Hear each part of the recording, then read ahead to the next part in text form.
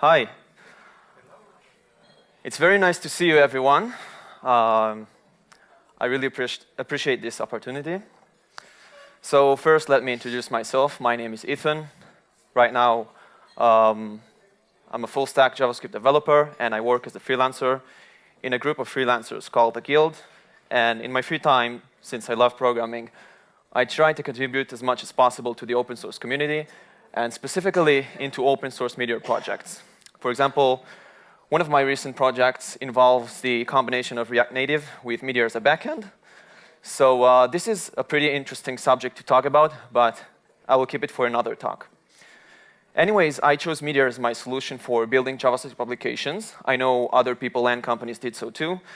So today I'm going to talk about Meteor and explain exactly what makes it outstand as a platform, because when you think about it, it really brought new stuff to the table. So I planned this lecture in such a way that those who aren't familiar with Meteor, and maybe they didn't get to use it, so I hope that after this lecture, you will have a clue about Meteor and at least how to use it. And those who are familiar with it, maybe they already have an application which they built using Meteor. For you, I will go through the changelog of the two recent versions, which are Meteor 1.4 and 1.5.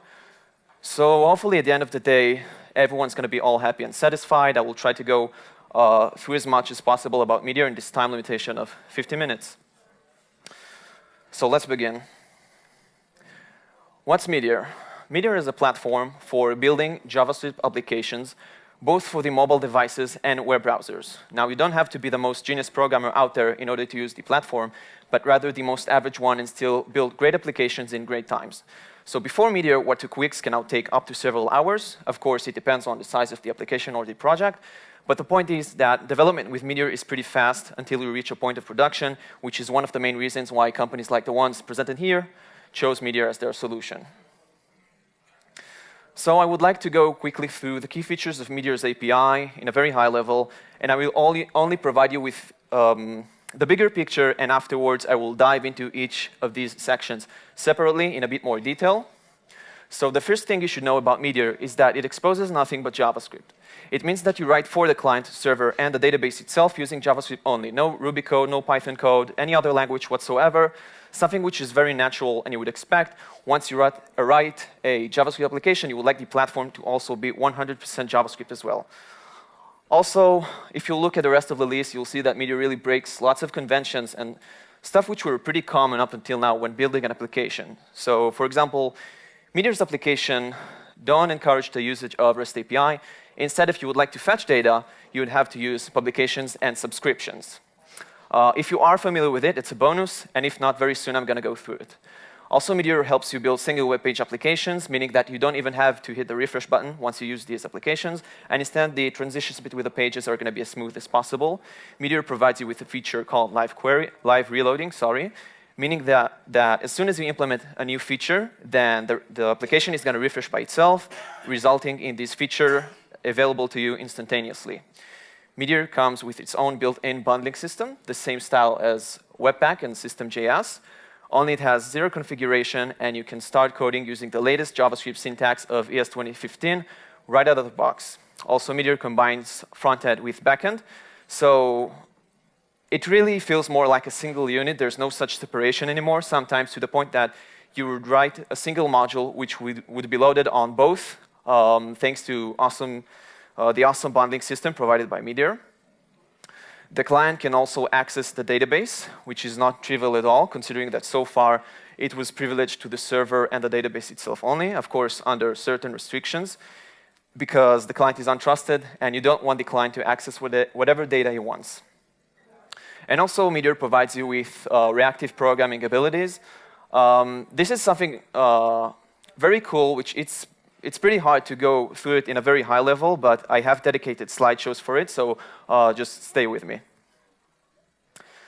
So yeah, you got the idea. Meteor is awesome and everything, but when you think about it, there are so much platforms and frameworks out there when you look at the NPM packages repository. So why should you even consider using Meteor over any other platform? So I would like to approach such a question by giving you a brief history about JavaScript, how it all started, And from there, I will talk about Meteor's agenda, and maybe it will help you decide, hopefully. So when Netscape first developed JavaScript, they developed a language which was pretty simple. It was only designed to make small manipulations on HTML text which ran on the browser back then. So it was simple, very basic, very slow. You can even say it was lame. With that said, big wealthy companies like Google, Microsoft, and Mozilla saw the potential of the browser. And so they started hiring all the best engineers from all over the world, targeting one mission: to develop the best JavaScript engine out there with the best runtimes, so they can build the best browsers, and then they can have all the traffic for themselves. And you can say some sort of a war started between them. You can call it the browsers war. And this war continued on and on and on, and as I speak, it's still very active. So because these are very big companies, and whatever they say, people would just join them and follow them, then that's what they did. Individual people in smaller companies also saw the potential of the browser, and so they started building client applications. The community grew bigger, and as you probably assume, the scale of the community is actually a function of the runtimes. So the greater the community is going to be, then the lower the runtimes are going to be. So client applications work great. JavaScript was the fastest dynamic scripting language out there. Faster than PHP, faster than Python, faster than MATLAB, anything you could think of. And it will really work great for the browser. And so people thought for themselves, hey, if it works so well, hypothetically, we can use this great engine to also build server applications. So I believe this is one of the main reasons why they even created Node.js. And so people started using the Node.js platform to also build server applications. And JavaScript became full stack. When you think about it, it's like some sort of a snowball which rolled down the hill, and with time it gained mass and became massive. And before we even knew it, JavaScript took over the world. You can find it on any mobile device out there, all the web browsers, and JavaScript is the way to go. But because things have happened so rapidly, no one ever sat still and thought of the ultimate platform suitable for the JavaScript language. So I would give you an example. When you think of the C# language, what platform do you think of? Obviously, that would be .NET. .NET is the optimal platform for the C# language. And from my own experience nowadays, C# is not as popular as JavaScript. But when you think about it, it's a great platform because it provides you with all these neat features like WCF, WPF. And whatever happens to the language, then Microsoft got you covered. So they update C#, they are going to update .NET as well. So in the Meteor company, they want to achieve exactly the same effect. So whatever happens to JavaScript, they will also update their platform as well.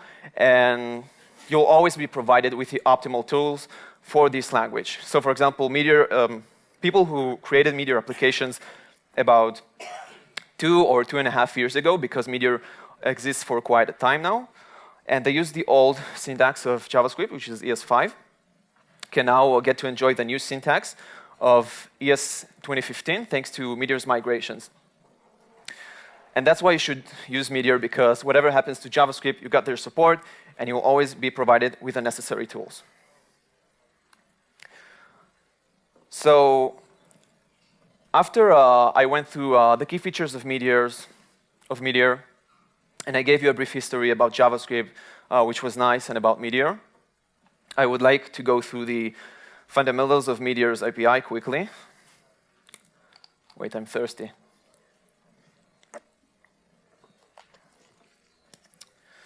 So, I don't know if you remember, but when I went through the key features of Meteor's API, the second point I mentioned was Meteor's applications don't encourage the usage of REST API. So up until now, if you're used to sending a request with certain parameters into a specific path and receive a response with data, now instead you would have to use subscriptions and publications. So I would like to explain that by giving you an example. Let's say you have a data set of messages. So if you would like to fetch these messages, it means that these messages should have a belonging publication defined on the server, probably called the messages publication. Therefore, you subscribe to this publication, and once this subscription and the data is available to use, then a callback will be invoked, and so you can have multiple clients subscribing into a single publication. So far, it really sounds like any other route endpoint. But the clear advantage of a subscription publication mechanism over a traditional REST API is that it is based on WebSockets. So using WebSockets, the client and the server can communicate with each other live. And this way, Meteor ensures that the client will always be provided with the latest data. So let's say there was some sort of a change in the messages dataset. A message was removed. Because of this change, the publication is going to notify about these changes to all the subscribers, and therefore all the clients can readjust their data accordingly, until unsubscribing, of course, in which case the data is being disposed. So along with subscriptions, which are used to fetch data, you're going to have methods. Methods are exactly as they sound like. They're simply functions which are used to run mutations or any kind of operation which requires you to run on a secure environment. And they should be called twice. So why twice? Because if we want to run a mutation, first we would like to simulate the result as fast as possible locally on the client. And because you can trust the client, you would like to run it a second time in the meantime, but on the server. Then the server is going to run the same operation, and if the result was the same, then the client is going to stay the same. And if it was different for any reason, maybe the client tried to hack the server, then the client is going to readjust his data accordingly. Now, you might ask yourself, wait, if I call this twice on the client and the server, does it mean that I write the same method twice? Then the answer is no. You simply write it once, and thanks to Meteor's bundling system, it will be loaded on both client and server, meaning that you have zero code duplications. Meteor uses MongoDB as its database layer. I believe why they use MongoDB over any other database is because MongoDB uses a JavaScript shell. And this way you can achieve an effect where you write JavaScript for the client, the server, and the database itself. And this way you can learn only one language, and basically you become full stack. So as I mentioned, the database is accessible from the client as well, under certain restrictions. And thanks to a package Meteor wrote called MiniMongo, it shares the same API everywhere, including the client. So the MiniMongo API is similar to the official Mongo driver, only it's accessible from the client. And it has a very clear advantage that it feels synchronous. Not actually synchronous, but it uses something called fibers. I will soon go through it. But what it means is that you can have a direct assignment into a variable, and you don't even have to wait for callbacks, which is pretty awesome. And Meteor uses a mechanism called latency compensation to compensate over differences in data between the client and the server. So it's something pretty similar to what I told you about methods. So I would give an example, and I would explain that. Let's say you have a Facebook application that you would like to implement using the Meteor platform. And so in a Facebook application, you have posts, and each post can be liked. So assume you have some sort of a likes collection, and whenever you press this button, a flag should turn true. So first, when we press the button, then the client is going to run this operation locally, and then you're going to see the like button appears. And because we can trust the client, we don't know if it has actually permissions to do so. It's going to send the same operation, but to the server. The server is going to run exactly the same thing and validate it against the database.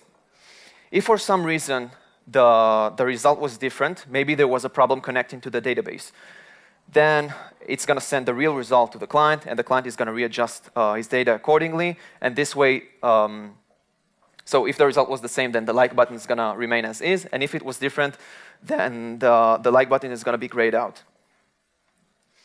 So if you are familiar with MongoDB, you know that it's an NoSQL database. So instead of using tables, you would use instances of collections. And it's very important for me to point out something regards the MiniMongo API, which is the API which you use to run queries against the MongoDB, but in the client as well. So this code snippet over here, you can run it in the client and the server exactly the same way. But if you run this code snippet in the client, then this instance of to-dos collection would actually be a reference for an array, a local cache. And whatever operation you run, for example, find one, remove, or insert, this operation is going to run against this array. But if you would take the same thing and you run on the server, then whatever operation you run will run actually on a real collection from the database. Because this instance of collection is going to be a reference for a real collection. So if you fetch a document, it's actually going to fetch it from the server. But you shouldn't treat it any differently because it's exactly the same API. So I would like to talk about the server of a Meteor application.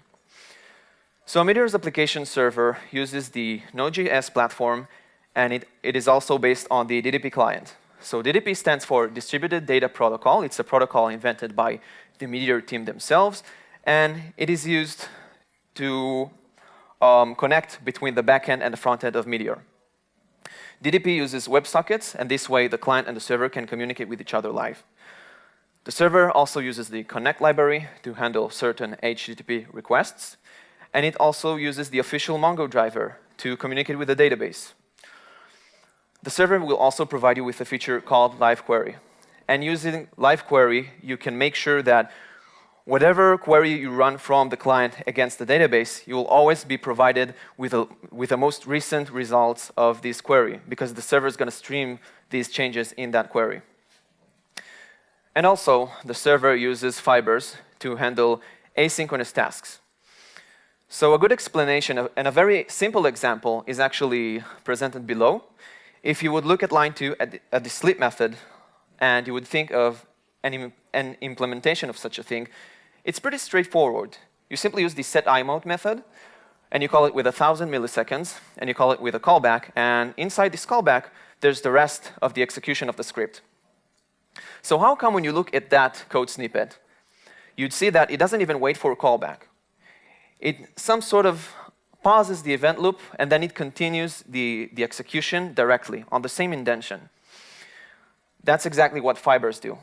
Fibers are actually binary package implemented using C++, and it actually uses the V8 engine, and therefore they can control the event loop, and they can somehow pause the event loop.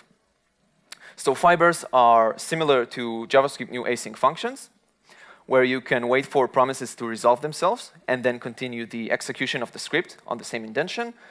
But I believe why Meteor uses fibers and not async functions is because back in the days when Meteor was just created, the concept of async functions did not even exist. But I believe that with time, they would migrate from fibers to async functions completely. So why even use fibers? Well, fibers are used to prevent race conditions. And race conditions are something which is very hard to detect, very hard to fix, especially for the inexperienced developers. So whenever there are multiple incoming requests, what Meteor is going to do, he's going to put these requests in some sort of an execution stack, and Meteor will execute each request at a time. So if inside the handler of a certain request, there's an async task of some sort, then using fibers, Meteor can pause the event loop, wait for this task to finish, and only then continue. And therefore, this way, he can perform each request, but in series. You can, of course, override this behavior and process multiple requests in parallel, but I think it's a good thing that fibers are being used by default, because then again, it will prevent lots of unexpected behaviors. I talked about the server. I think it's a good thing to also talk about the client. So Meteor provides us with few packages which would make our lives a bit easier when it comes to the client. They provide us with the DDP client. This is basically the client which enables the connection to the DDP protocol. It basically enables connection to a Meteor backend.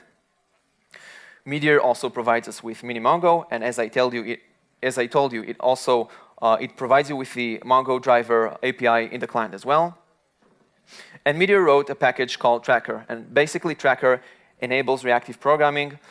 In the next slideshow, I have a dedicated explanation for reactivity and exactly what it means. But for now, just know that Tracker provides you with the ability to define reactive function scopes. And also, by default, Meteor uses Blaze as its layer view, and Blaze uses reactivity to update the UI.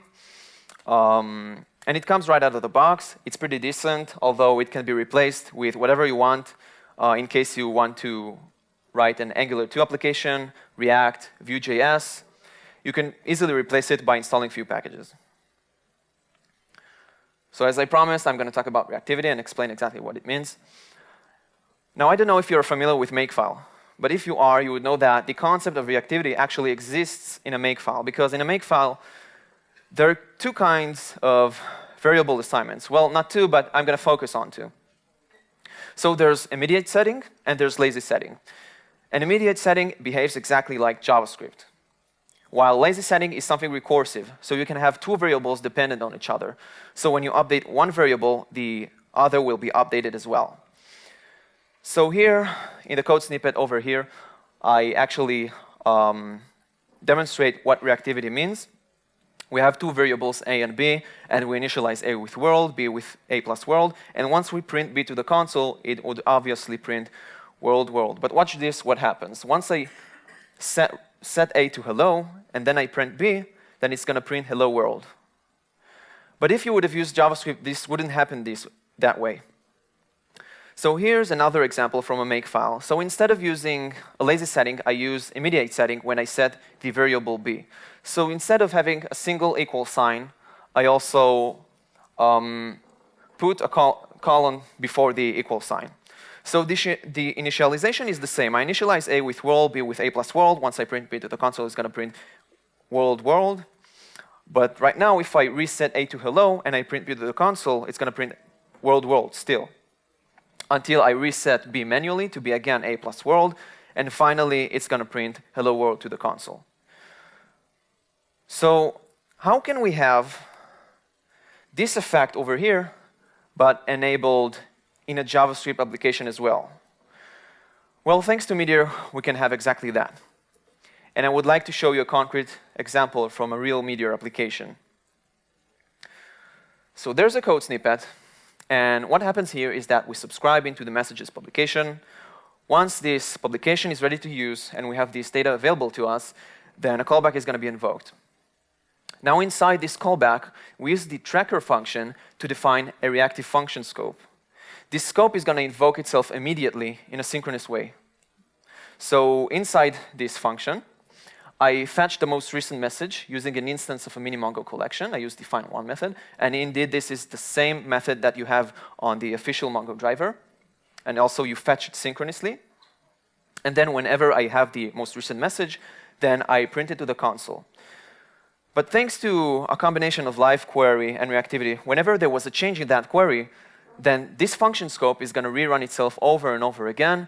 And each time there was a change in the query, I'm going to print the most recent message to the console.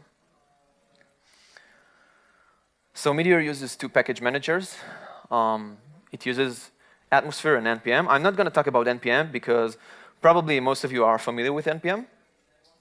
And it has also Atmosphere, which is a dedicated package manager created by the Meteor team themselves. At the beginning, they used only Atmosphere solely without depending on NPM.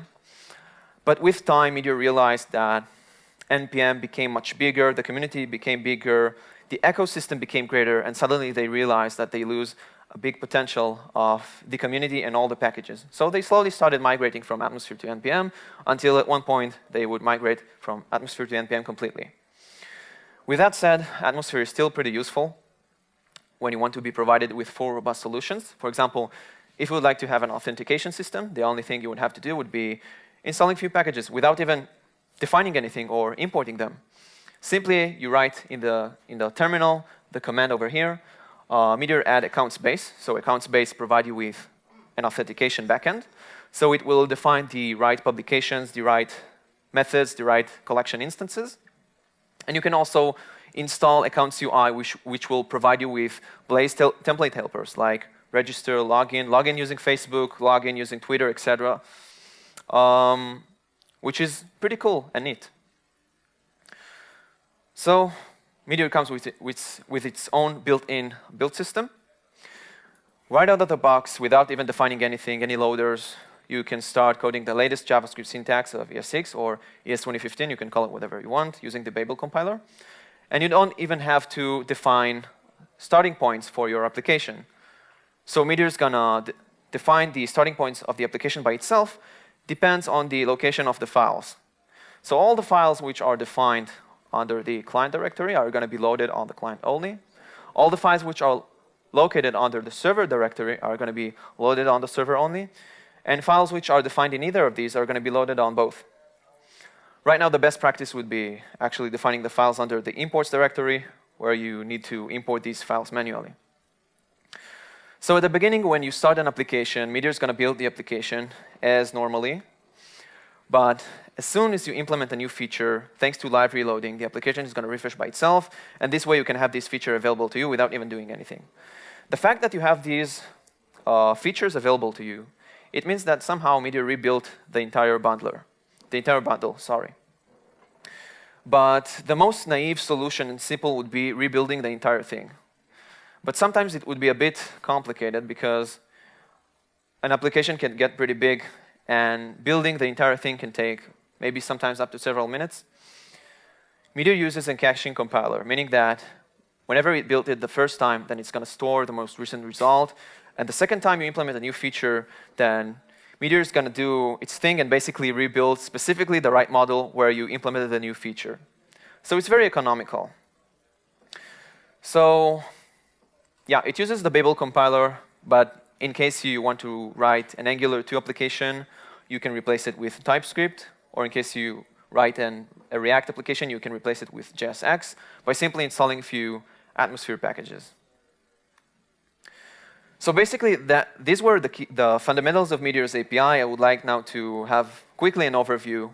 In the left, you have the server, in the right, you have the client, and basically it describes a flow where the data begins in the database, and it ends up in the user interface. So at the beginning, the data is stored by MongoDB.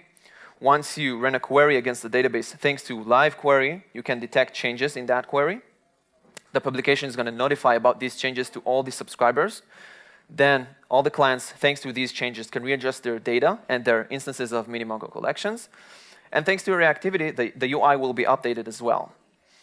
And this flow repeats itself on and on and on until unsubscribing, in which case you basically cut the connection in the middle and dispose the data.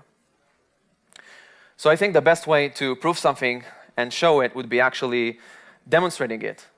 So that's exactly what I'm going to do now. I'm going to demonstrate Meteor because so far probably some people might be a bit confused. So I have a few sample applications. I have a very simple to-do app, which I'm going to run in the background. And in the meantime, while it's running, I would like to show you something in a project which already exists.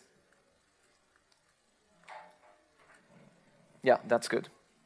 So this is an open source application which was implemented using the Meteor platform, and it is called Rocket Chat. So basically, this is a Slack clone. So right now we are in the general channel where we have general people saying general stuff, okay? And using Meteor's API only, I will show you how I send a new message without even touching the message box. So this way you can really get the effect of Meteor and how powerful this is. So I'm going to call a Meteor method called sendMessage, and it receives a single argument. So how exactly do I know what method to call and with what arguments? So just as a reminder, this is an open source project. And just before I came here, I did my research, so I came already prepared. So this JSON, the first argument, is going to receive the message that I would like to send. Let's say hello to everyone. And the second property in the JSON is going to be the room ID, in which case it's going to be general, because we are in the general channel. So whenever I demonstrate it live, it never works. Hopefully it's going to work. So watch carefully in the chat what happens once I press the return button. Oh, voila. Yeah. So there you go. I said hello, but although I don't think it was really sent, because then the bot of Rocket Chat would have answered me. But anyways, it's still good enough. So normally what should happen is that this operation should run locally, and then it's going to run in the meantime, but on the server, because we want to simulate these results as fast as possible, and also we want to ensure this, but against the server. So also, I would like to show you the power of the mini-Mongo package. Oh, there you go. It answered me, Eytan. Yeah. So now I would like to show you using the mini-Mongo package how I manage to update the UI by simply running few Mongo operations and showing you how everything is hooked up together in a very good way. So thanks to Rocket.Chat, we actually have the messages collection exposed to us. So I'm going to get this collection, and I'm going to use the update method to update all the messages. So I didn't tell you what I want to do, actually. I want to update all the messages to be whatever I want. Of course, I don't have permissions to do so, but still, this really shows the power of mini-Mongo. So the query doesn't matter. I would like to set all the messages to be, let's say, Jason. And I would like to specify to update multiple documents. Yeah, so this is exactly the same as MongoDB, only in the client. And watch carefully how the UI updates as well. Again, I really hope it's going to work, hopefully. Oh, yeah, that's nice. So you see, I simply wrote something like a Mongo query in the console, and the UI updated as well. So it's not trivial at all, because you would expect only the data to be updated and then somehow run a digestion or refresh the scope, and then only then the UI will be updated. But thanks to Meteor, without even wrapping anything, it happens live. If you would try to have such a mechanism yourself and implement it, you would discover how hard it is to implement it. But using Meteor right out of the box, you can have it. So that was Meteor's API on a nutshell. And for those who are familiar with Meteor, as I promised, I'm going to go through the changelog of Meteor 1.4 and 1.5. So let's talk about Meteor 1.4. Meteor 1.4 is the current version, and when they released Meteor 1.4, the first thing they did was upgrading the version of Node.js to be based on version 4. Now, the key thing here is not that they updated the version of Node, but rather ensuring that all binary packages work well on all supported platforms by Meteor. So in case you have a Meteor application which uses a Meteor which is older than Meteor 1.4, and you want to upgrade it to be Meteor 1.4 and above, be sure to rebuild all your binary packages, otherwise expect the unexpected. Also, what they did was upgrading the version of MongoDB from version 2.6 to version 3.2. From lots of help from the community, and after Mongo has proven itself to be stable on version 3.2, Meteor has finally did it, and also it uses the WireTiger storage engine, which is much, much faster than the previous one. Also, one of the main things that happened since Meteor 1.4 is that Meteor doesn't use pinned versions for core modules anymore. So up until now, for example, if they released Meteor 1.2, Meteor 1.2 came with a set of core modules which were also pinned as version 1.2. So it's a nice thing to have, because if you look at a specific package, you will know exactly what Meteor release it belongs to. But when you think about it, it prevents Meteor from moving towards their vision of shifting from Atmosphere to NPM completely. Because when you use NPM, each module is much more independent. So since Meteor 1.4 and above, what they did was actually separating each module. So if you take a specific module, for example, the Blaze package, it won't necessarily be pinned as version 1.4, and therefore you can replace it with whatever package you want, maybe a fork of the community, an older version, a newer version, whatever you want, which is a better practice. So after Meteor 1.4 comes Meteor 1.5, which is the upcoming beta version. So in Meteor 1.5, what they tried to do was improving production runtimes. So they did that by providing you with a feature called dynamic imports or code splitting. You can call it whatever you want. But basically what it does, it gives you the ability to reduce the size of the initial bundle, and therefore the startup of the application would be much, much faster.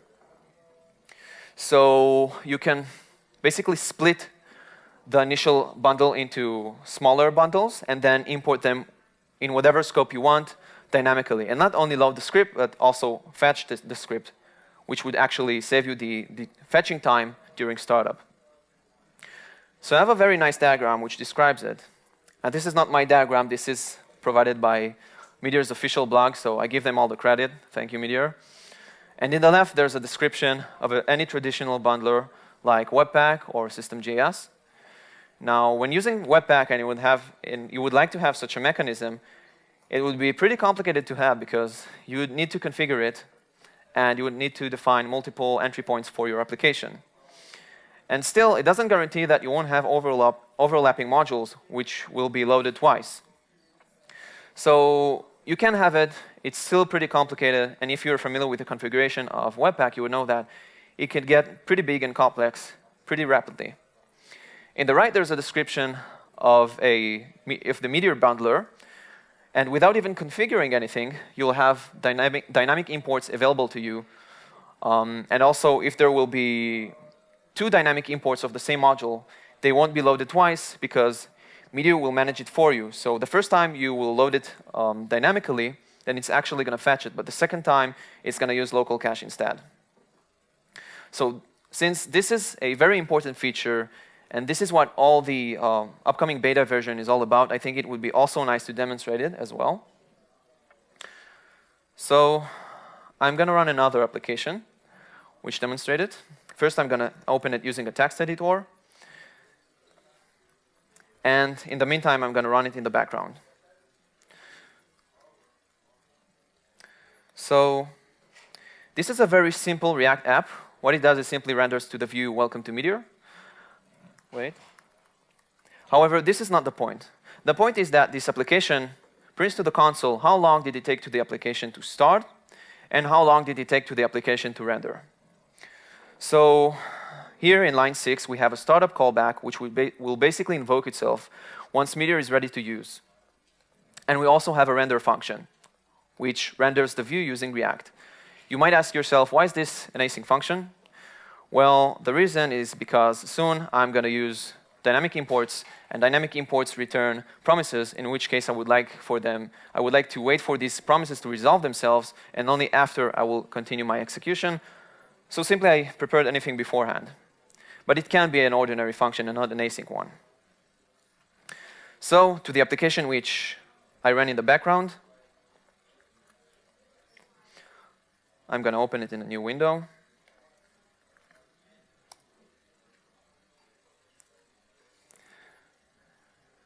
And then we have the time that it took to the application to start up and the time that it took to the application to render. Now, don't try to focus specifically on the times, but rather focusing on the ratio between the 2 times, because there are processes which run on the background, and it really changes, and I can't really control it. But you can see that the startup took about 650 milliseconds, and the render time was pretty fast. Let's say I would like to make the startup even faster. So there are actually 2 methods to do so. The first method would be, instead of importing this module at the top of the main module, I'm going to import them, but in the render function.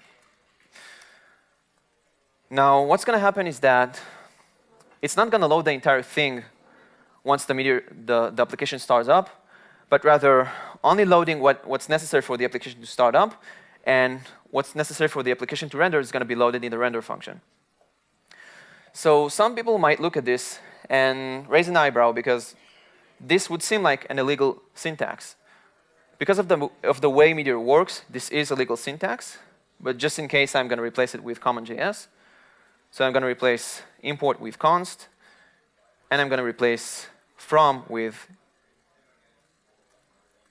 require.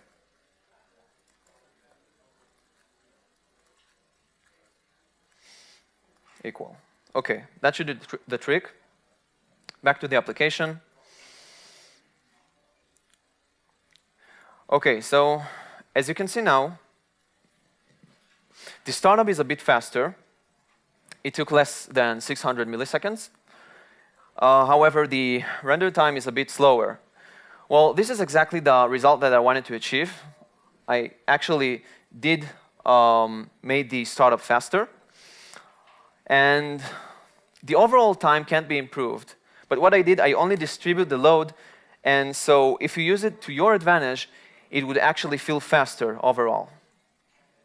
Let's say I would like to make the startup even faster. I would like to make it even faster than lower than half a second. So using the second method, I can actually achieve that, and that would be by using dynamic imports. So instead of using this syntax, I'm going to replace require with import.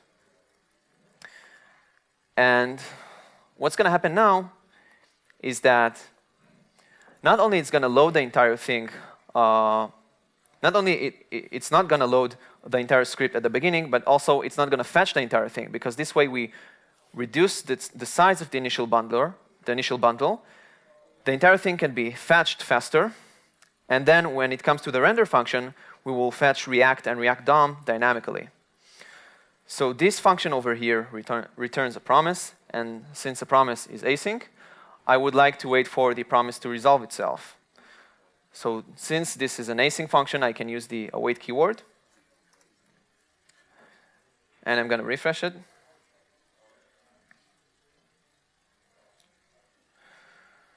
Yeah, so as I promised, the startup time is actually faster than half a second. And obviously, the render time is much, much slower.